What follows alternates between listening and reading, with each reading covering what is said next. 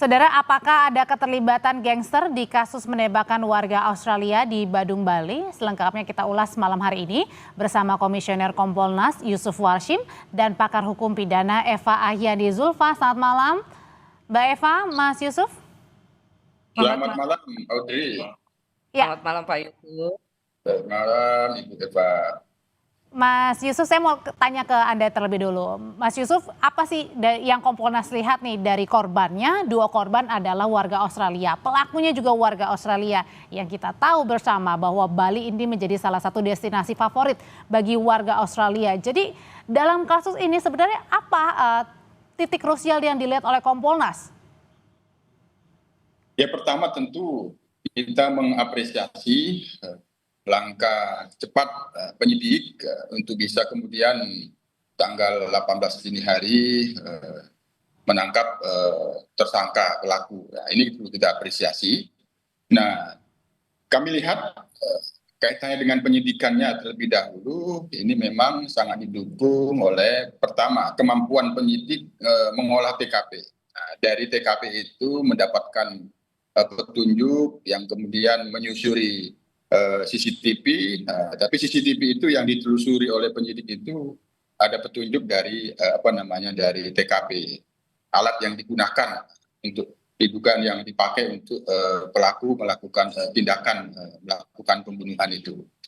Kemudian yang penting lagi terklarifikasi yang kemarin sempat kita nantikan penjelasan yang secara rinci apa yang dimaksud dengan koordinasi dengan pihak Australia. Ternyata sesuai dengan kesaksian awal diduga pelaku adalah berkebangsaan Australia karena didengar dari logatnya, sehingga penyidik kami mendapatkan klarifikasi berkoordinasi dalam rangka memastikan warga negara Australia yang itu telah kembali ke negaranya atau tidak berdasarkan data imigrasi. Jadi memang itu perlu dikoordinasikan dan kami Kompolnas tentu sangat memahami ini. Nah, hanya memang selanjutnya yang paling penting lagi scientific crime investigation itu ada pada pengecekan handphone terutama pada korban, sehingga di sini akan terlihat apakah ada hubungan dengan pelaku. Ini masih terus didalami. Oleh karena itu kami sendiri belum bisa memastikan.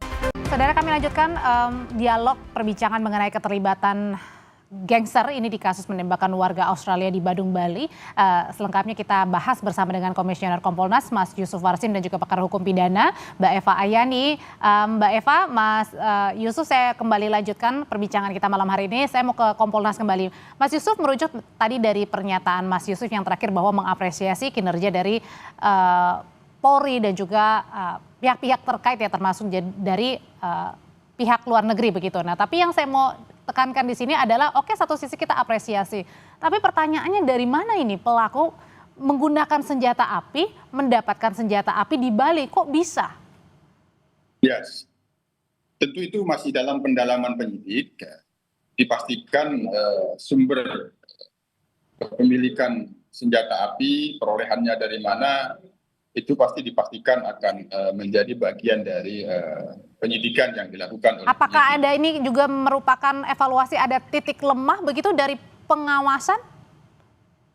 Sejauh ini kami belum bisa memberikan penilaian terhadap itu karena ini kan bagian dari penyidikan yang itu ditolak dari pemeriksaan laboratorium forensik selongsong pelurunya ya, karena ini inilah yang dikatakan dukungan scientific crime investigation, yang pasti kebutuhan yang saat ini yang perlu dilakukan, melakukan pendalaman terus, memastikan semua bukti-bukti yang ada itu sesuai dengan tiga tersangka ini. Oleh karena itu terkait dengan perolehan senjata api, kepemilikan senjata api, apakah ada izin atau tidak, ini terus kami akan monitor dan ini akan kami atensi. Karena ini memang sangat penting untuk kedepannya terkait dengan kepemilikan ataupun penggunaan perolehan sumber senjata api yang dimiliki pelaku ini perlu dipastikan secara sah, legal atau tidak. Oke, Mbak Eva, kalau yang dilihat Mbak Eva sendiri ada apa dengan Bali? Bali yang terkenal dengan surganya, keindahan alamnya. Nah, tapi sekarang ini dengan peristiwa penembakan warga negara Australia yang juga melakukannya adalah warga negara Australia, kemudian menggunakan senjata juga. Apa sebenarnya yang dikritik atau yang dilihat di sini? Ada celah di mananya, Mbak Eva, dari kasus kriminal ini? Ya, mungkin kalau kita lihat ini ada kaitannya dengan kebijakan keimigrasian kita ya Mbak Anggi ya, di mana pemerintah mencoba untuk membuat satu kebijakan yang mempermudah orang asing untuk masuk ke Indonesia. Misalnya ada golden visa, ada visa on arrival gitu ya. Yang ke Bali itu sudah tercatat meliputi 97 negara. Jadi orang asing masuk ke Indonesia itu mudah sekali. Tapi dilihat dari perspektif yang lainnya, kalau saya lihatnya dari konteks kebijakan dalam hukum pidana gitu ya, atau dalam konteks kebijakan keamanan nasional kita, apakah kebijakan untuk membuka yang tujuannya adalah tentunya peningkatan ekonomi diimbangi dengan antisipasi kita terhadap kerawanan-kerawanan khususnya di bidang keamanan. Nah, ini bukan hanya barangkali Pak Yusuf yang tahu ya berapa angka apa tindak pidana yang dilakukan oleh orang asing ya, pasti angkanya meningkat baik oleh orang balik terhadap orang asing ataupun pelakunya adalah orang asing. Nah, ini kan memberikan satu warning rasanya Mbak Anggi kepada kita semua gitu ya untuk mencoba melihat kepada fenomena ini. Apakah memang kita siap untuk dibanjiri orang asing gitu ya dengan kebijakan-kebijakan keimigrasian yang seperti itu. Mbak Eva, kalau Khawatirnya, khawatirnya ekonominya nggak masuk tapi keamanannya oke. malah Nah, bikin bingung polisi nih gitu ya seperti itu. oke, kalau kita berkali-kali misalnya pergi ke Bali kan memang ini bebas ya di sana ya, Mbak Eva ya. Artinya bisa melakukan ya apapun. Nah, apa kalau misalnya yang dilihat sendiri adalah dalam arti kata bebasnya ini, inilah yang dijadiin celah buat warga negara asing misalnya untuk berbuat apapun yang mereka mau di sana termasuk dengan penggunaan senjata api. Kan ini dipertanyakan dapat dari mana senjata apinya? Iya, iya. Saya kira kalau kita bicara konteks situational teori ya, Mbak ya. Ini kan kemudahan orang asing masuk ke Indonesia bisa dilihat dari perspektif yang lainnya, khususnya para pelaku tindak pidana gitu ya. Apakah kemudian dengan terbukanya kebijakan imigrasi ini menyebabkan aktivitas-aktivitas mereka, termasuk aktivitas kriminal, gitu mudah dilakukan? Apalagi di Indonesia gitu ya, mungkin selama ini kita tidak merasa apa namanya permasalahan misalnya kepemilikan senjata api dan lain sebagainya sebagai sesuatu isu gitu ya, izin dan sebagainya atau kemudahan untuk mendapatkan itu kita nggak tahu nih senjata yang dipakai senjata apa gitu ya, keluaran mana gitu ya, jangan-jangan apakah itu memang senjata-senjata yang rakitan gitu ya mudah didapat gitu ya, atau memang ketika masuk ke apa namanya ke Indonesia orang ini ya izin untuk membawa senjata api juga dilihat secara ketat. Nah, itu kan bagian dari yang tadi saya katakan. Kebijakan keimigrasian kita itu harus diantisipasi Oke. dengan bagaimana kita membangun satu sistem pengamanan yang juga bisa menjamin bahwa masuknya wisatawan tidak mengancam stabilitas keamanan kita gitu ya, terutama terhadap orang Indonesianya tentunya. Mas Yusuf, kalau dilihat dari Bali sendiri kan memang terbuka untuk siapa saja yang datang ke sana. Banyak sekali warga negara asing, Australia, Rusia, Tiongkok dan lain sebagainya untuk masuk ke sana. Nah, satu sisi baik untuk perekonomian, tapi satu sisi tadi adalah ada catatan-catatan. Kita lihat ini bukan pertama ya kasus-kasus yang melibatkan warga negara asing, tapi kalau yang ini salah satu yang terparah karena ada korban meninggal dunia juga dan menggunakan pistol begitu. Nah, ini apakah ada terkesan dalam artian ini menjadi catatan Kompolnas juga jangan-jangan ada pembiaran yang dilakukan polisi bahwa ya sudahlah karena di Bali siapapun bisa melakukan apa saja. Jadi ya tidak terlalu ketat-ketat banget untuk melihat ya warga negara asing yang mungkin gerak-geriknya mencurigakan. Ya, sejauh ini dalam pantauan Kompolnas, karena kan Bali sendiri adalah daerah wisata dan tentu produk yang ada tentu produk-produk wisata, maka di dalam pemolisiannya sendiri tentu ada pemolisian yang kayak pemolisian pariwisata dan itu yang harus kita akui.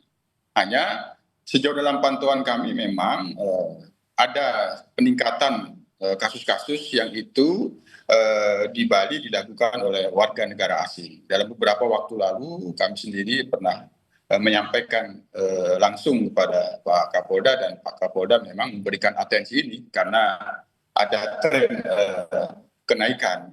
Walaupun demikian, barang ini bukan berarti ada semacam celah atau apa. Pemolisian pariwisata yang di Bali tetap dilakukan perimbangan pada aspek-aspek penegakan hukum, di mana semua wisatawan kan tetap harus mematuhi hukum yang berlaku.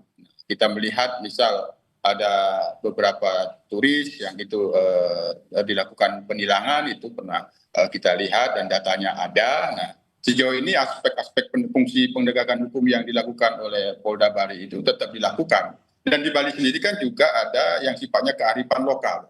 Ada kearifan lokal juga, dan itu bersinergi di dalam penegakan hukum yang dilakukan oleh kepolisian daerah Bali.